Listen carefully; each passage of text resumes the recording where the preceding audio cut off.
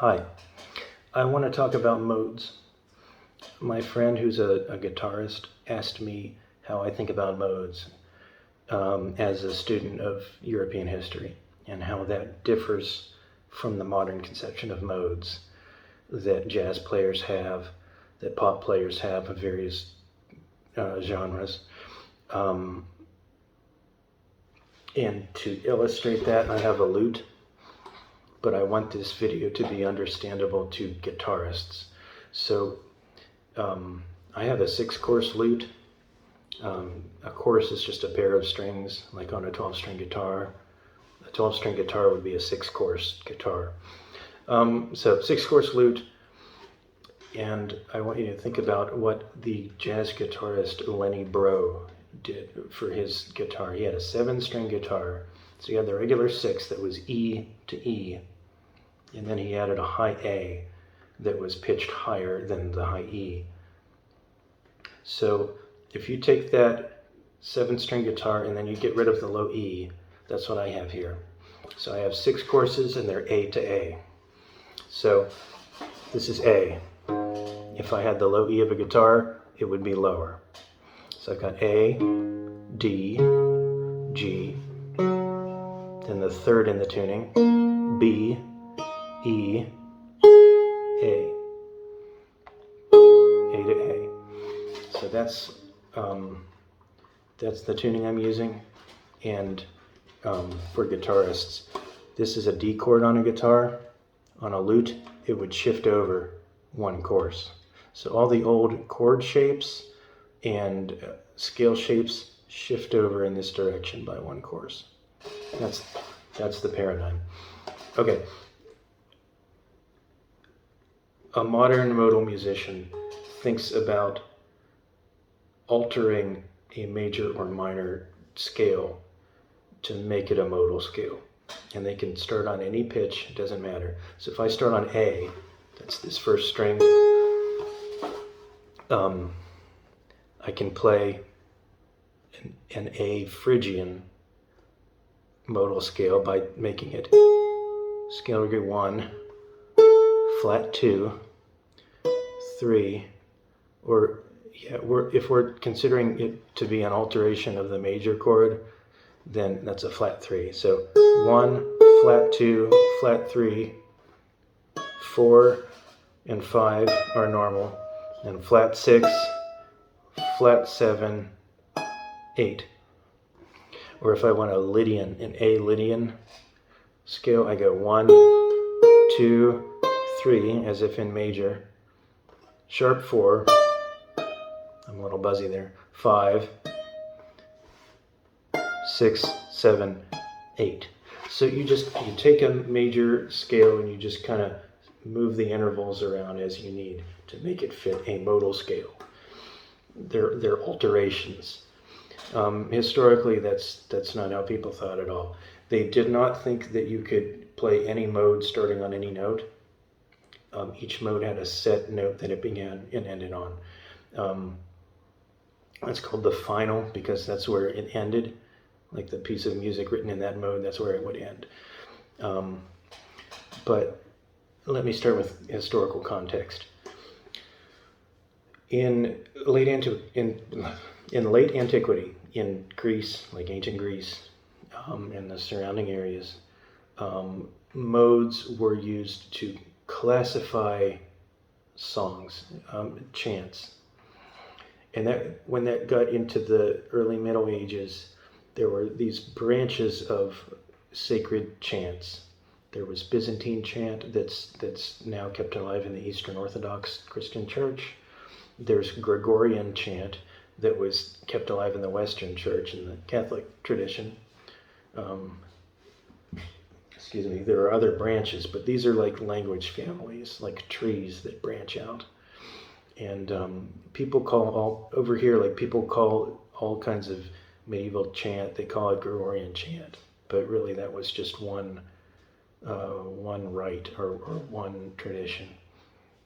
More properly, they're called plain chant. Plain as in they are not harmonically embellished. It's just a melody. And if multiple people are singing that chant, they're singing the same melody. That's what we call monophony, just one melodic line. So what chant I'm sorry, what modes were a way of categorizing chant. Monks, and I think nuns too, who were literate, would keep collections of chants, and they would organize them by mode.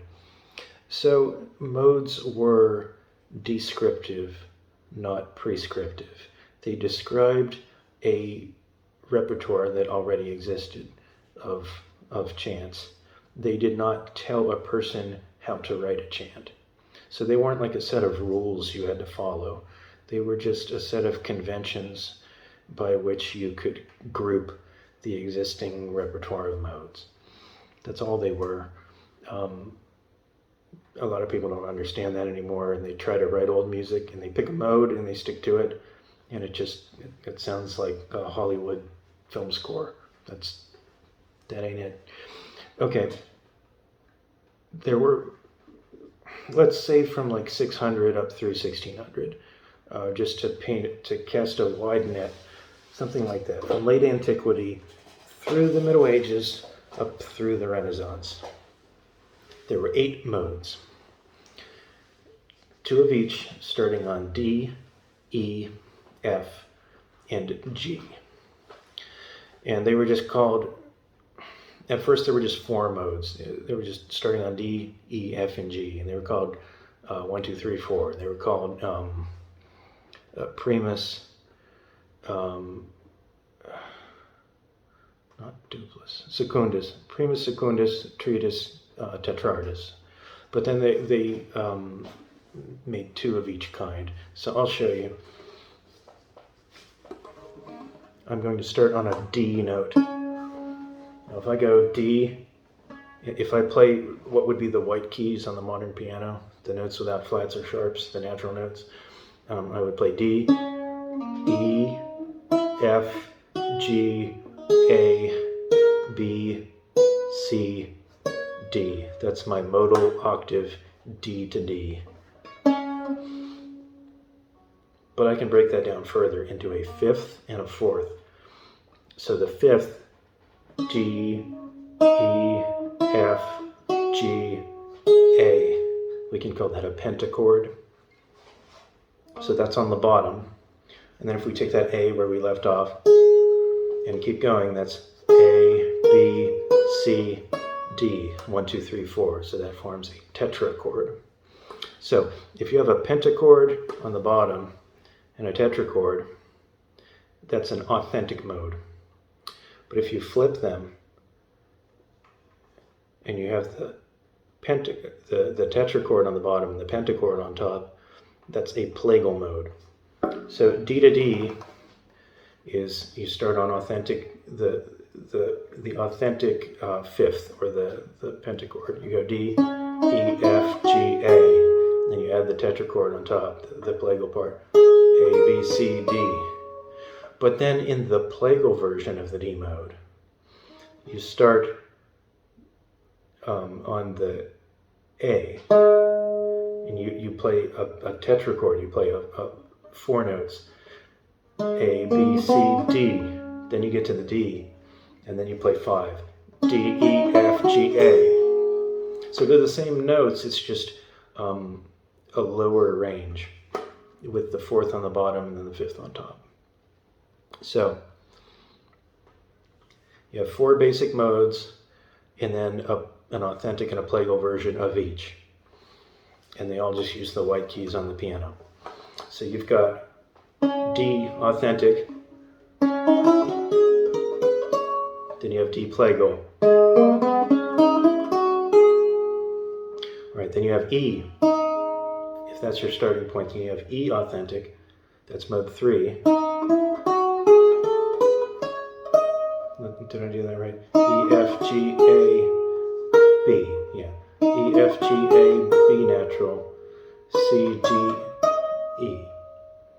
And then the plagal E mode starts on A, B, C, D. No, I'm sorry. Gosh.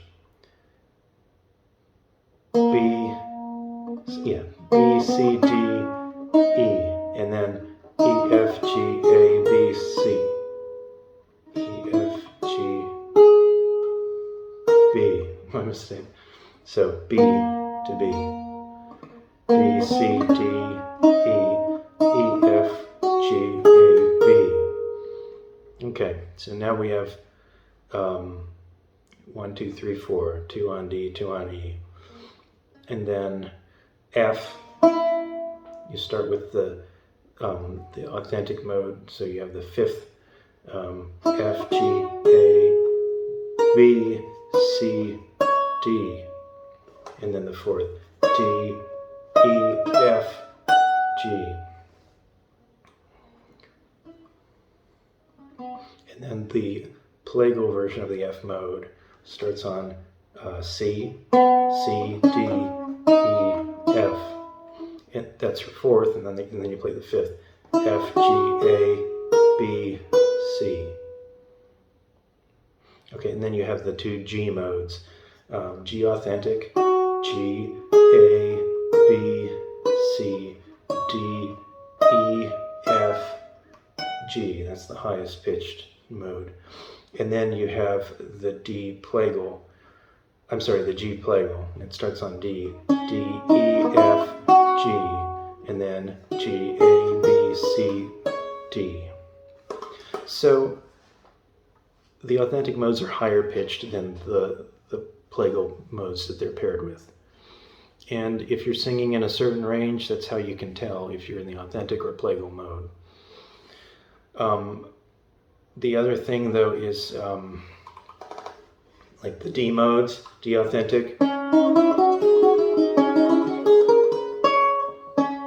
D is called the final. That's kind of like the modern idea of the tonic.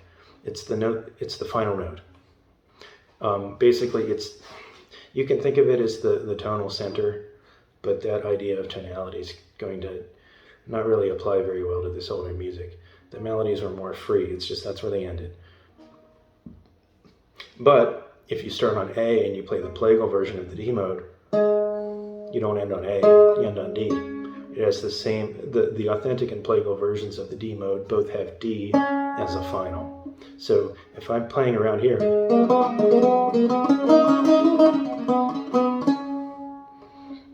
I'm ending on D, but I'm playing it low, so I'm in the plagal mode. But if I'm up here,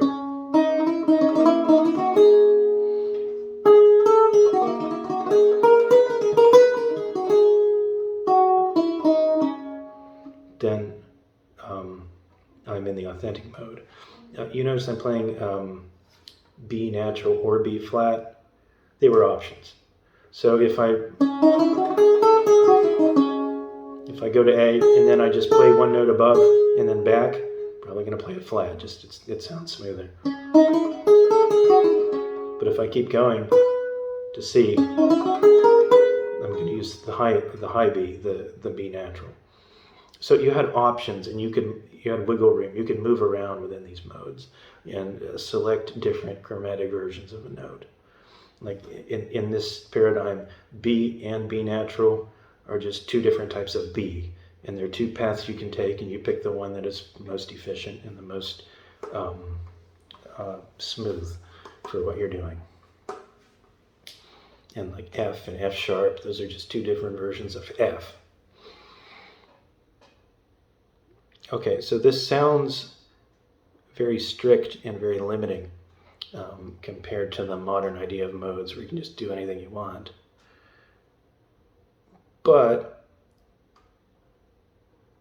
if you keep in mind that there was no pitch reference, that people weren't generally like tuning to a set pitch when they were singing, it was just about the intervals between the notes. That's all the modes really describe. So you can raise or lower a piece so it fits your singing range, and that's what they did. So if you keep that in mind, there are actually no more limitations here than there are in the modern system. It's just you change the pitch to wherever it's comfortable. Okay, so in the Renaissance, I'm talking the approximately the 15th century, though things happened before that, it was all the rage to write polyphony for sacred vocal music. Polyphony means putting more than one vocal line together. So now you have multiple people singing independent lines that harmonize with each other. So if you have like a choir of bass, tenor, alto, cantus, soprano, they are going to cover a wider range than either this plagal octave or authentic octave. So it becomes irrelevant whether or not a mode is authentic or plagal. It's just whatever mode it's in, like whatever the final is. It's authentic and it's plagal, and it's even more than that if the range of the choir extends further in either direction. So this old classification system used for plain chant starts to become irrelevant. And composers just did what they